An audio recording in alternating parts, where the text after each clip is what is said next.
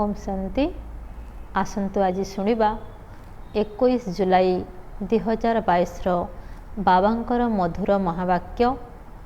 आज बाबा कहते मिठी बच्चे जदि सर्वदा खुशी रे रहिबो तेबे स्वर्गर बादशाहीर निशा केबे भी विस्मृति हेब नाही। बाबा प्रश्न रे कहते बाबा क्यों आश्चर्यजनक वृक्षरोपण करुछंती। उत्तर है पतित मनुष्य मानंकु पवित्र देवता करिवार आश्चर्यजनक चारा बाबा ही लगाउछंती। जो धर्म लोप हो जाइछि तार पुनः स्थापना करिबा आश्चर्यर कथा अटे। 2 नंबर प्रश्न है बाबांकर चरित्र कौन। उत्तर है चतुरतार सहित पिलामानंकु कौड़ीरु हीरातुल्य करिबा एहा ही बाबांकर चरित्र अटे। बाकी कृष्णंकर तो कौनसी चरित्र नहीं, सी तो छोट पिला अटंती।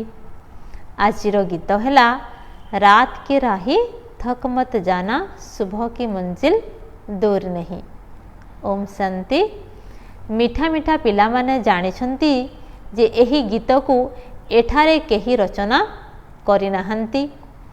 तुमे जेबे गीत शुणुछ तेबे जानुछ जे वास्तव रे बाबा आमर हाथ धरी करी नहीं जाइछंती। जेपरी छोट पिला भाबी थांती जे आम हाथ न धरिले आमे काले पड़ी जिबु, सेहीपरि तुमे जानुछ जे एबे घोर अंधकार अटे। एठारे धक्का ही धक्का खाई चालिछंती। बुद्धि मध्य कही थाए जे एकमात्र बाबा ही हटंती जी कि स्वर्गर सत्य राष्ट्रर स्थापन करिला वाला अटंती। उच्चरु उच्च केवल सत्य बाबा ही अटंती। अन्य मानंकु निश्चय बुद्धि कराइबा पई तांकर महिमा करिबाकु होइथाए। बाबा हेउछंती ही स्वर्गर स्थापन करिला वाला अथवा स्वर्गीय ईश्वर पिता। सी ही तुम पिला मानंकु पाठ पढ़ाउछंती। स्वर्गीय ईश्वर पिता अर्थात स्वर्ग स्थापन करिला वाला। वास्तव रे सी स्वर्ग स्थापन करुछंती पुणी स्वर्गर मालिक श्री कृष्ण हेबे। सी अर्थात शिव बाबा होइगले स्वर्ग रचना करिला वाला एवं ये अर्थात श्री कृष्ण होइगले स्वर्गर राजकुमार। रचयिता तो एकमात्र बाबा ही हटंती। तेणु आमको स्वर्गर राजकुमार हेबार अछि। केवल जणे तो हेबे नाही, 8 वंशावली रो गणना करा जाई थाए। एही निश्चय मध्य रहिछि जे आमे बाबांक ठारु संपत्ति नेउछु। बाबा स्वर्गर रचयिता अटंती। आमे सेही बाबांक ठारु कल्प कल्प संपत्ति नेउछु। आमे 84 जन्म पूर्ण अभिनय करुछु। आधा कल्प है सुख, आधा कल्प है दुख। आधा कल्प राम राज्य आउ आधा कल्प है पुणी रावण राज्य। एबे आमे पुणी थरे श्रीमतरे चली स्वर्गर मालिक हेउछु। एहा भूली जिबार कथा नुहे। अंतरे बहुत खुशी रहिबा आवश्यक। आत्मा को आंतरिक खुशी होइथाए। तेणु आत्मार दुख वा सुख चेहरा परे देखा जाए। देवता मानंकर चेहरा केते हर्षित मुख अटे। जानिछंती जे आमे स्वर्गरे मालिक थिलु। बुझाइबा पाई बाबा बोर्ड आदि तैयारी कराइछंती। स्वर्गीय ईश्वर पितांकर महिमा ही अलगा अटे एवं सृष्टिर राजकुमारंकर महिमा अलगा अटे। सी रचयिता ये रचना तुम पिला मानंकु बुझाइबा पाई बाबा युक्तिर सहित लेखुछंती, जहा द्वारा मनुष्य मानंकर बुद्धि रे भल भावरे बसी जीवो। जहांकु परमपिता परमात्मा बोली कहउछंती सीए ही पतित पावन अटंती। सीए बेहद्र रचयिता मध्य अटंती। सीए निश्चित स्वर्ग ही रचना करिवे। सत्ययुग त्रेता को मनुष्य स्वर्ग कहउछंती। स्वर्ग एवं नरक अधा अधा हो जाइछि। एही सृष्टि मध्य अधा नुआ एवं अधा पुरुणा अटे। जड़ वृक्षर आयुष कौनसी निर्दिष्ट होई न थाए। किंतु एही सृष्टि वृक्षर आयुष संपूर्ण निर्दिष्ट अटे। एही मनुष्य रूपी वृक्षर आयुष अति सठिक अटे। एपरी आउ कहार होई न थाए। गोटिए सेकेंडर मध्य फरक पड़ी पारिबो नाही। यह भिन्न भिन्न धर्मर वृक्ष अटे। सठिक तथा पूर्व प्रस्तुत ड्रामा अटे। एही खेल चारि भागरे बंटा होई जाइछि। जगन्नाथ पुरी रे चाउल हंडा बसी थाए ताहा चारि भाग होई थाए। एही सृष्टि मध्य चारि भागरे बंटा जाइछि। एथिरे गोटिए सेकेंड मध्य कम बेसी होई पारिबो नाही। तुमे जानिछ जे बाबा आमकु 5000 वर्ष पूर्वरु मध्य बुझाइथिले। एबे पुणी ठीक सेही परि ही बुझाउछंती। तेणु यह निश्चित जे 5000 वर्ष पर पुणी स्वर्गीय ईश्वर पिता स्वर्गर स्थापन करिला वाला आमको स्वर्गर बादशाही प्राप्त कराइबा पाई योग्य कराउछंती। बाबा योग्य कराउछंती, रावण अयोग्य कराउछि, जहाद्वारा भारत कौड़ी तुल्य हो जाउछि। बाबा एपरी आमको योग्य कराउछंती जे भारत हीरा तुल्य हो जाउछि। क्रमानुसारे पद तो होई थाए। प्रत्येकंकर निज निजर कर्मबंधनर हिसाब किताब रहिछि। केही केही पचारुछंती, बाबा आमे उत्तर अधिकारी हेबु ना प्रजा? बाबा कहउछंती निजर कर्मबंधन देख। कर्म अकर्म विकर्मर गति तो बाबा ही बुझाउछंती। बाबा सर्वदा कहउछंती जे निज पई अलगा अलगा परामर्श नियो।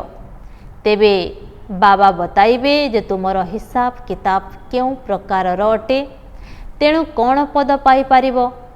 एबे सारा राजधानी स्थापन हेउछि एकमात्र बाबा ही साम्राज्य स्थापन करुछंती। अन्य समस्ते निज निजर धर्म स्थापन करुछंती। सत्ययुगरे लक्ष्मी नारायणकर राज्य थिला ना, ताहा हेउछि सेमानंकर प्रारब्ध। ताहा पुणी क्रमानुसारे रही थाए। सेमाने प्रारब्ध किपरि पाइले एबे तुमे देखुछ ना। बाबा कहउचंती मु कल्प कल्प कल्पर संगम समय रे आसुछि। एहीपरि अनेक कल्पर संगम बीती जाइछि। एहीपरि बीती चलिबो, तार कोनोसी अंत नाही। बुद्धि मध्य कहूछि जे पतित पावन बाबा संगम रे ही आसीबे, जेबे कि पतित राज्यर विनाश कराई पवित्र राज्यर स्थापना करिबाकु हेबो। सत्ययुग और त्रेतार संगम रे किछि होई न थाए, ताहा तो केवल परिवर्तन होई थाए। लक्ष्मी नारायणकर राज्य बदली राम सीतांकर राज्य होई थाए एतिकी। एठारे तो केते गंडगोल हेउछि। बाबा कहउचंती एबे एही समस्त पतित दुनिया शेष हेबार अछि। समस्तंको घर को जीवार अछि। बाबा कहउचंती मु समस्तंकर पथ प्रदर्शक अटे। दुखरु मुक्त करी सर्वदा सुख पाइबा पाई शांतिधाम सुखधाम नहीं जाउछि। तुमे जानिछ जे आमे सुखधाम को जीवु, आउ समस्ते शांतिधाम को जीवे। एही समय रे मनुष्य माने कहउचंती मध्य जे मन को शांति किपरि मिलिबो, किंतु एपरि केबे कहिबे नाही जे सुख मिलु। शांति पाई ही कहिथांती, कारण समस्ते शांति को ही जीवावाला अटंती। पुणी निज निजर धर्म रे आसिला वाला अटंती। धर्मर वृद्धि तो हेबार अछि। अधाकल्प हेउछि सूर्यवंशी चंद्रवंशी राजधानी, तापरे पुनः अन्य धर्म आसी थाए। एबे आदि सनातन देवी देवता धर्म केही नहांती। एही धर्म ही प्राय लोप पाई जाई थाए, पुणी स्थापना होई थाए। एबे चारा लागू अछि। बाबा एही चारा लगाउछंती, अन्य माने पुणी वृक्ष आदिर चारा लगाउछंती। एही देवी देवता धर्मर चारा किपरि आश्चर्यजनक अटे। एमाने मध्य परे निजकु देवी देवता धर्मर कहिबे नाही। बाबा बुझाउछंती ଯେତେବେଳେ ଏପରି ଅବସ୍ଥା ହୋଇଯାଇଥାଏ ତେବେ ମୁଁ ଆସିଥାଏ। ଏବେ ତୁମ ପିଲାମାନଙ୍କୁ ମୁଁ ସବୁ ଶାସ୍ତ୍ରର ରହସ୍ୟ ବୁଝାଉଛି। ଏବେ ତୁମେ ନିଶ୍ଚୟ କର ଯେ କିଏ ଠିକ୍ ଅଟେ। ରାବଣ ହେଉଛି ଭୁଲ ମତ ଦେଲାବାଲା, ସେଥିପାଇଁ ତାକୁ ଅନରାଇଟିୟସ୍ ବା ଅସତ୍ୟ କୁହାଯାଉଛି। ବାବା ହେଉଛନ୍ତି ରାଇଟିୟସ୍ ଅର୍ଥାତ୍ ସଦା ସତ୍ୟ। ସଚ୍ଚା ବାବା ସତ୍ୟ କଥା ହିଁ ବତାଇବେ। ବାବା ସତ୍ୟ ସାମ୍ରାଜ୍ୟ ପାଇଁ ସତ୍ୟ ଜ୍ଞାନ ହିଁ ବତାଉଛନ୍ତି। ଆଉ ଏହି ବେଦଶାସ୍ତ୍ର ହେଉଛି ଭକ୍ତି ମାର୍ଗର। କେତେ ମନୁଷ୍ୟ ଏହାକୁ ପଢ଼ୁଛନ୍ତି। ଲକ୍ଷ ଲକ୍ଷ ଗୀତା ପାଠଶାଳା ମାନ ଅଥବା ବେଦ ପାଠଶାଳା ମାନ ଥିବ। ଜନ୍ମ ଜନ୍ମାନ୍ତରରୁ ପଢ଼ି ହିଁ ଆସୁଛନ୍ତି। ଶେଷରେ କୌଣସି ତ ଲକ୍ଷ୍ୟ ଉଦ୍ଦେଶ୍ୟ ରହିବା ଦରକାର। ପାଠଶାଳା ପାଇଁ ଲକ୍ଷ୍ୟ ଉଦ୍ଦେଶ୍ୟ ରହିବା ଆବଶ୍ୟକ। ଶରୀର ନିର୍ବାହ କରିବା ପାଇଁ ପାଠ ପଢ଼ିଥାନ୍ତି, ସେଥିପାଇଁ ଲକ୍ଷ୍ୟ ଉଦ୍ଦେଶ୍ୟ ରହିଥାଏ। ଯାହା କିଛି ପଢ଼ୁଛନ୍ତି, ଶାସ୍ତ୍ର ଶୁଣୁଛନ୍ତି, ତାହାଦ୍ୱାରା ଶରୀର ନିର୍ବାହ ଚାଲିଥାଏ। କିନ୍ତୁ ଏହାଦ୍ୱାରା ଏପରି ନୁହେଁ ଯେ ମୁକ୍ତିକୁ ପାଇଥାନ୍ତି ବା ଭଗବାନଙ୍କୁ ପାଇଥାନ୍ତି। ନା, ମନୁଷ୍ୟ ଭକ୍ତି କରିଥାନ୍ତି ଭଗବାନଙ୍କୁ ପାଇବା ପାଇଁ। ଭକ୍ତି ମାର୍ଗରେ ଯେବେ ସାକ୍ଷାତକାର ହୋଇଥାଏ ତେବେ ବୁଝନ୍ତି ଯେ ଏବେ ଭଗବାନଙ୍କୁ ପାଇଗଲୁ, ଏଥିରେ ହିଁ ଖୁସି ହୋଇଯାଇଥାନ୍ତି। ଏମାନେ ଭଗବାନଙ୍କୁ ତ ଜାଣି ହିଁ ନାହାନ୍ତି, ଭାବୁଛନ୍ତି ହନୁମାନ ଗଣେଶ ସମସ୍ତଙ୍କ ଭିତରେ ଭଗବାନ ଅଛନ୍ତି। ସର୍ବବ୍ୟାପୀର କଥା ବୁଦ୍ଧିରେ ରହିଛି ନା। ବାବା ବୁଝାଉଛନ୍ତି ଯେ ଯିଏ ଯେଉଁ ଭାବନା ନେଇ ଯାହାଙ୍କର ଭକ୍ତି କରୁଛନ୍ତି ସେହି କାମନା ପୂର୍ଣ୍ଣ କରିବା ପାଇଁ ମୁଁ ସାକ୍ଷାତକାର କରାଇ ଦେଉଛି। ସେମାନେ ଭାବୁଛନ୍ତି ଏତିକିରେ ମୋତେ ଭଗବାନ ହିଁ ମିଳିଗଲେ, ଏଥିରେ ଖୁସି ହୋଇଯାଉଛନ୍ତି। ଭକ୍ତିମାଳା ଏବଂ ଜ୍ଞାନମାଳା ଅଲଗା ଅଲଗା ଅଟେ। ଏହାକୁ ରୁଦ୍ରମାଳା କୁହାଯାଇଥାଏ ଏବଂ ତାହା ହେଲା ଭକ୍ତମାଳା। ଯେଉଁମାନେ ଅଧିକ ଜ୍ଞାନ ପାଇଛନ୍ତି ସେମାନଙ୍କର ମାଳା ଅଛି ଏବଂ ଅଧିକ ଭକ୍ତି କରିଲା ବାଲା ମଧ୍ୟ ମାଳା ଅଛି। ଯଦି ଭକ୍ତିର ହିଁ ସଂସ୍କାର ନେଇକରି ଯାଆନ୍ତି ତେବେ ପୁଣି ଭକ୍ତିକୁ ଚାଲି ଯାଇଥାନ୍ତି। ଏହି ସଂସ୍କାର ଗୋଟିଏ ଜନ୍ମ ସାଥିରେ ଚାଲିଥାଏ। ଏପରି ନୁହେଁ ଯେ ତା ପରଜନ୍ମରେ ମଧ୍ୟ ହେବ ନା। ତୁମର ତ ଏହି ସଂସ୍କାର ଅବିନାଶୀ ହୋଇଯାଇଛି। ଏହି ସମୟରେ ଯେଉଁ ସଂସ୍କାର ସାଥିରେ ନେଇଯିବେ ପୁଣି ସେହି ଅନୁସାରେ ଯାଇ ରାଜା ରାଣୀ ହୋଇଥାନ୍ତି। ପୁଣି ଧୀରେ ଧୀରେ କଳା କମ୍ ହୋଇଯାଇଥାଏ। ଏବେ ତୁମେ ମଝିରେ ଅଛ, ବୁଦ୍ଧି ସେଠାରେ ଲଟକି ରହିଛି। ଯଦିଓ ଆମେ ଏଠାରେ ବସିଛୁ କିନ୍ତୁ ବୁଦ୍ଧିଯୋଗ ସେଠାରେ ଅର୍ଥାତ୍ ଶାନ୍ତିଧାମରେ ଅଛି। ଆତ୍ମାର ଜ୍ଞାନ ଅଛି ଯେ ଆମେ ଯାଉଛୁ, ତେଣୁ ବାବାଙ୍କୁ ହିଁ ୟାଦ କରୁଛନ୍ତି। ଆମର ଆତ୍ମା ପାର ହୋଇଯାଉଛି, ଆମେ ଶରୀରକୁ ଏହି କୂଳରେ ହିଁ ଛାଡ଼ିଦେବୁ। ଏହି କୂଳରେ ରହିଛି ପୁରୁଣା ଶରୀର ଏବଂ ସେ କୂଳରେ ସୁନ୍ଦର ଶରୀର ରହିଛି। ଏହା ହୁସେନଙ୍କର ରଥ ଅଟେ। ହୁସେନ ଅକାଳ ମୂରତ କହୁଛନ୍ତି ତାଙ୍କର ଏହା ସିଂହାସନ ଅଟେ। ଆତ୍ମା ତ ଅକାଳ ଅଟେ। ଆତ୍ମାକୁ ସ୍ୱର୍ଣ୍ଣ ରୌପ୍ୟରେ ଆସିବାକୁ ହେବ।